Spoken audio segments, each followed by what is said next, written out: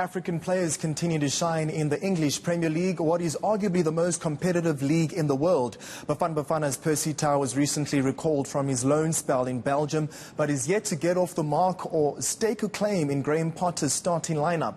Liverpool duo Mohamed Salah and Sadio Mane led Liverpool to their first league title in 30 years last season.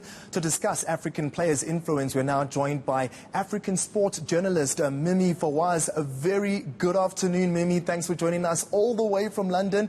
It's great to see you. And the first thing I'd like to ask is just how life has been, especially for the African players in the midst of COVID-19 in the Premier League.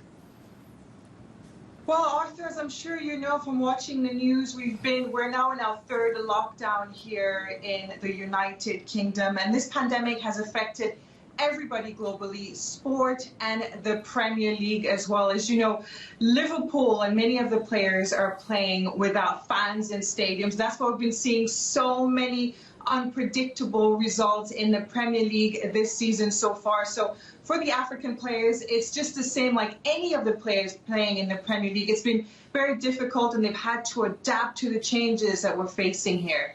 Oh, absolutely. And when you have a look at the title win of Liverpool just last season, the first ever in 30 years, you'd like to also give some credit to the African players that were part of the winning team, Sadio Mane and, of course, Mohamed Salah. Just how great are those African players in the Premier League, and what can we say about the generation of African players that's on the up?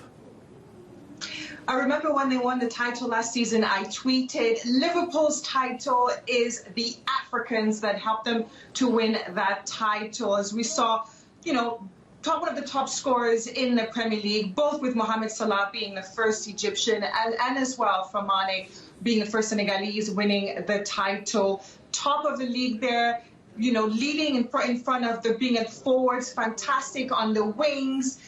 They really helped Liverpool to get that title. But as well as, we don't mention so much some of the other players. Naby Keita as well in midfield. I know we haven't seen as much of him this season, but he also played a part in that title. And Joel Matip, yes, he used to play for Cameroon. People also forget that. But yes, it's Mane and Salah that helped Liverpool to win that trophy, opening the doors for so many other African players. We've seen them picking up here as well this season. Salah so far is the top scorer in the season with 15 goals, and I know they're not, it's a bit of a struggle. They're top four at the moment. It's not sure that they will be able to win the title again this season, but definitely very impactful. Well, in South Africa, we're all crazy about Percy Tau. He's been recently called back to Brighton and Hove Albion, but what is becoming just a trend in the top flight of Europe's big football leagues is that it takes quite a while for African players to break into the starting 11. How do you see Percy Tau winning the hearts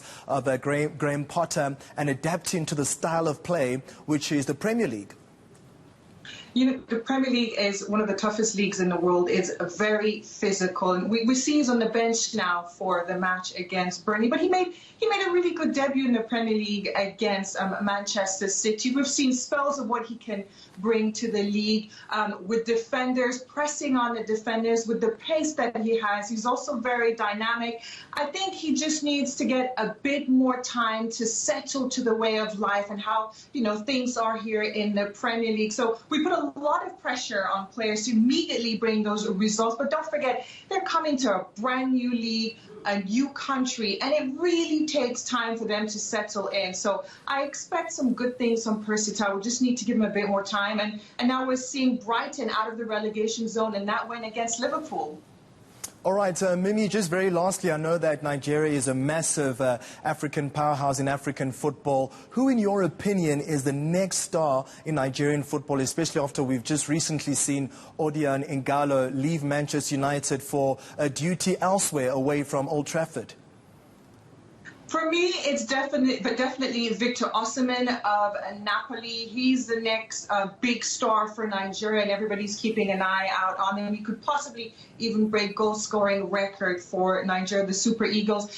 He lit Ligue 1 in France on fire. It's taken a bit more time with Napoli. He had a shoulder injury he picked up last year on international duty, and as well he had coronavirus, so he's just come back to the squad at Napoli. But I think he's definitely the future for Nigeria. Fantastic. Thank you, Mimi Fawad, joining us live from London. And of course, she's an African sports journalist. She also does present the BBC World Focus on Africa program and also BBC Sports. All right.